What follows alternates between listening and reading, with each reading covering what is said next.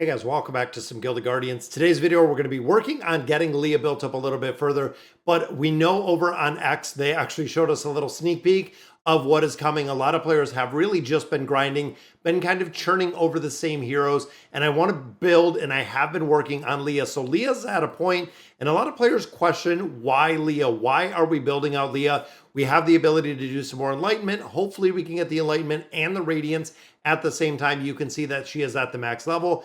I love what they redid with the backdrop. I like a lot of the changes that they've been doing here visually, but we know that Act 2 is coming around the corner. We know a lot more additions to guilds are going to be coming, including the guild crafting. We know pets are coming as well. So there's a ton of content that is still going to be coming on this game.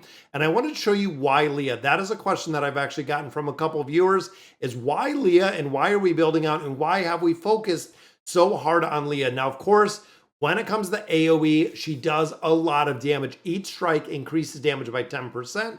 And of course, this does a ton of damage. Now, it comes in conjunction with the exclusive item, but overall, between this, Solar Flare I like, and restores HP equal to the attack to nearby allies, has the ability as a mage to actually heal with this ability. But the support rate here is one of the biggest reasons why we do build Leah and why we do put her in formations. Increases all allies' attack by 30% for 6 seconds. That is a massive boost. And then, of course, Holy Light is just for her. Leah's crit percent increased by, that is right, another 30%. So she is a hero that has the ability to buff up the team with this ability and really increasing the damage. And then, of course, buffing herself with the crit rate here, which means she only really has 2 attacks. The rest of it is almost as a support hero that we see in this game, being able to support and build out into a lot of other heroes, but her overall abilities do a ton of damage. Now, of course, when you couple it with good gear, even looking here, we have some pretty solid gear on here, but you also have Leah's Crown. Now, you can see buffing up the attack by 22.5% at a level 40, but Holy Light critical damage is increased by 30%. That is right. Holy Light goes up by another 30%. Which again is kind of crazy when you think about the critical. She's buffing up the ability. This is the critical damage. This is the crit. So now you have a hero that is buffing up the percent chance to crit and then also buffing up the crit damage that she's going to do. Now, in a lot of game modes like the Endless mode, you buckle on something like Starfall, then you put, of course, some relics behind it. It is a game changer with the damage she's putting out. And literally, for a majority of stages, when I do get into Endless mode, she can ult and it's game over. It kills everybody because of the crit damage, then, of course, the attack being so high with this hero itself. And that is the big reason why we build out Leah. We'll go through a couple other ones in here, but I wanted to do the Enlightenment. As you can see, we've been picking up some more of these cracked hearts. This gives us 48% radiance chance already. And then, of course, we're going to combine it with the rest of our radiant souls. And we are going to be capped at 60, which I know before we had 100 radiance level 1 and 2. We had a 100% chance. And then on 3 and 4, we were actually at 75. Now we're down to 60. So as you can see, the higher radiance that we're getting on a hero, the lower the chance of this actually working. Now, this is the way that you want to build up these heroes. We've talked about this before. When it comes to the Enlightenment, adding in the Radiant hero, adding in the NFT, like you've seen earlier, it gives me a big chunk of this hero already built. If I did not have this NFT in here, if I didn't have that cracked soul, or excuse me, the legendary cracked heart, I would have to substitute or go ahead and put in a lot more Radiant souls, and I would need another copy of a hero. Now, this is the way that Guild of Guardians, that the team has actually made it achievable to build out these founder heroes.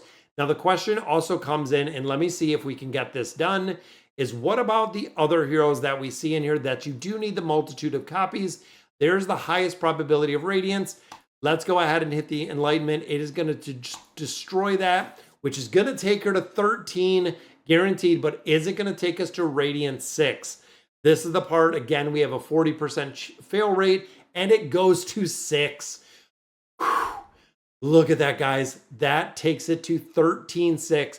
Now, you'll notice right off the bat, we go to 18 of our Keeper Souls, 18,000 Keeper Souls, but it goes to now 2 copies of a duplicate Guardian. That's right, we need 2 more of our cracked souls in here, or the legendary cracked hearts in here, to actually build her up, as well as that crazy amount that we need of these keeper souls. Gonna take a little bit to build her out, but there is a 13.6 Leah.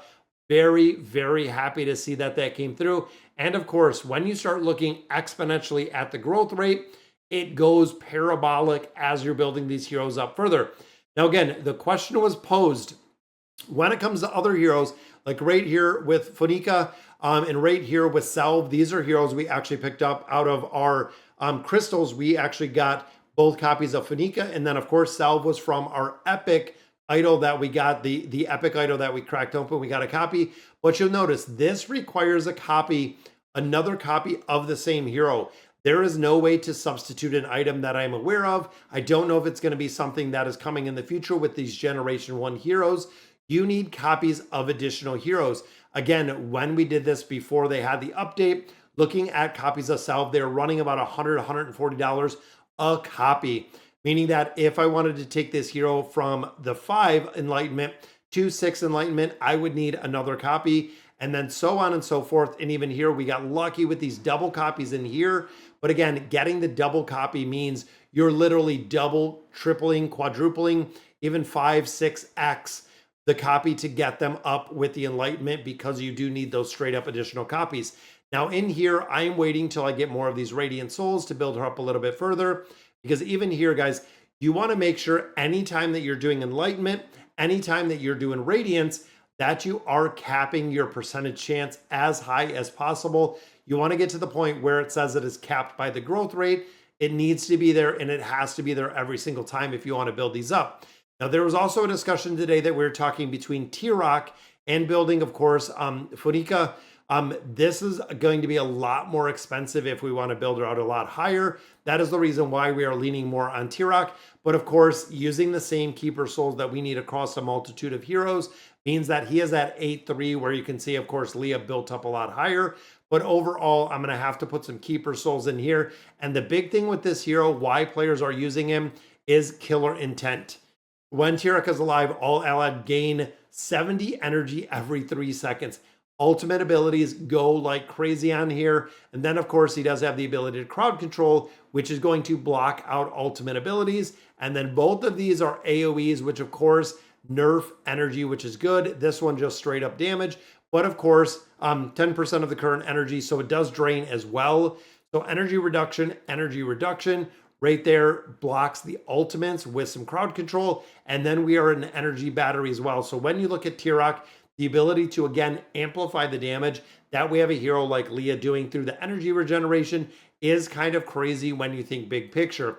We have Cyrus in here. We have T-Rock. We have been building up a lot of these. And of course here, the exact same. We've been building up all of our Imperial Souls to build out T-Rock. We will buy those legendary cracked hearts to build them up a little bit further. And then, of course, cap it with our Radiant Souls in here to go ahead and finish these heroes out.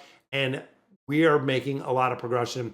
I think of where we were kind of day one with the heroes that we had and where we were building them out. It is literally light years ahead now compared to the basic copies that we built. And that's all of these heroes were basic copies, literally the lowest that we could get these heroes when we bought them. And we've been working through progression through the reward system in Guild of Guardians. Excited to see a lot what is coming, but through that system, we have been able to build up these heroes in their entirety. So, all right, guys, that is going to do it for today's video. Let me know in the comments what you guys think. And as always, thank you guys for watching.